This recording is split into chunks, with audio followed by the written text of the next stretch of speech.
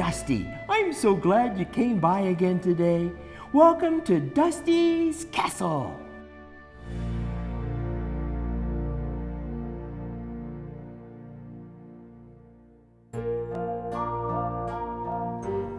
Today, I want to share a story called No Dragons for Tea. Fire safety for kids. And dragons too. One warm, sunny day at the end of last week, my mom and I went for a walk to the creek. As I raced down the hill in my little red wagon, I veered to the left and smacked right into a dragon. I suppose he could see there was fear in my eyes. As I jumped to my feet, quite filled with surprise, he sheepishly grinned and stepped out of the way. But he seemed so polite, well, I asked him to play. He had a cute bear and some other toys too. With my shovel and pail, we'd have oodles to do. We ran to the creek, then on to the bay, where we played on the beach for the rest of the day. Then Mom waved and said, "Now it's time to go eat. Let's pack the red wagon and head up the street." It's hard to stop playing with friends, old or new, so I asked if the dragon could come and eat too. Mom wrinkled her brow and squinted her eyes, looking up at the dragon's incredible size. Whew. I begged and I pleaded and then said, very sweet, "We won't make a mess, we'll be tidy and neat." So at last she said, "Yes, just this once I'll agree. You may have the dragon come over for tea." We had carrots and apples and thick slices of ham, with fresh homemade biscuits and strawberry jam, cold glasses of milk and a great big dill pickle. But the pepper we sprinkled sure made my nose tickle. Then the dragon's nose twitched and he started to wheeze. His eyes misted up and he blew a great sneeze.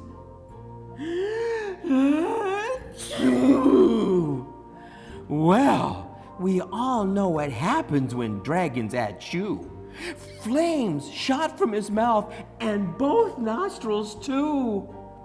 Our tablecloth sparked and then burst into flame, and the curtains that hung right beside did the same. The smoke alarm rang with a loud, piercing sound, and that meant get out fast. So I dropped to the ground.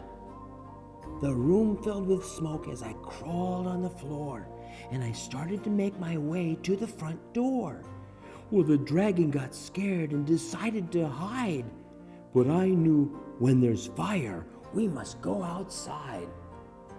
I grabbed his thick tail, and with one mighty tug, I pulled that big dragon from under the rug. I crept down the hallway and said, "Follow me." "I know the way out. We must meet by the tree." So Mom and the dragon and I all met there. Then that silly old dragon went back for his bear. We ran up and caught him and wouldn't let go. And I said, "Listen, dragon, here's what you should know. Don't ever go back. That just will not do. We can get a new bear, but we can't replace you." Since the fire was burning inside of our home, we went to the neighbors to borrow the phone. Mom knew what to dial and said, calm and clear, "Here's our full street address. Send the fire trucks here." Before very long, down our street they came sailing, with bright red lights flashing and loud sirens wailing. The fire crew rushed to start work on their tasks. They were dressed in big boots and wore helmets and masks. They hooked up the hose and ran into the house, where they sprayed streams of water in order to douse the table and the curtains and our lovely snack too. And it didn't take long till that fire was through. The fire chief called out the door with a shout, "The smoke made a mess, but the fire is out." My poor friend the dragon knew he was to blame, so he hung down his head and wept great tears of shame. One of the fire crew said, "Don't be sad. You knew what to do, and for that we're quite glad. You all got out safely, and that's what really matters." Then she took us to see the big pump truck and ladders. The dragon put on a shiny red hat, and I asked to see where the fire crew sat. She showed us the siren and the hoses and lights and the ladders they climb up to reach higher heights. The rest of the fire crew checked out all the rooms, while a fan in the door blew out gray smoke and fumes.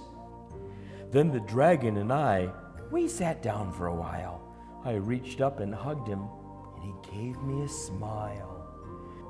The next time the dragon and I want to play, we'll pack up a picnic and go to the bay. We are friends, tried and true, the best we can be.